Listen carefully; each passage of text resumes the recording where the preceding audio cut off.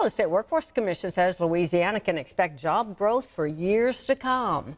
Jasmine Bingham has a look at the economic impact.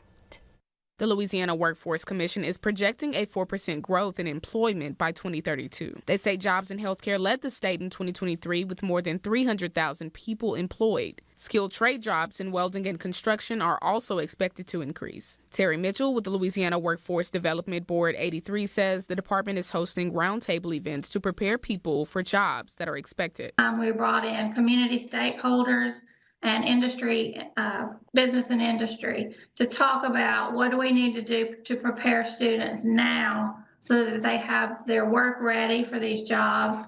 And it has a major impact on families, on our tax bases, and their potential for self-sufficiency and high demand, high wage jobs. Mitchell says one of their goals is to decrease poverty in Louisiana and prepare people for generational stability.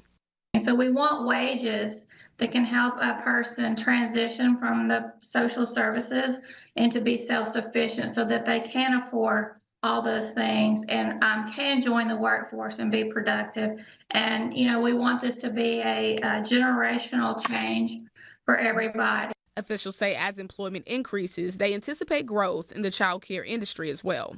In Monroe, Jasmine Bingham, KNOE 8 News.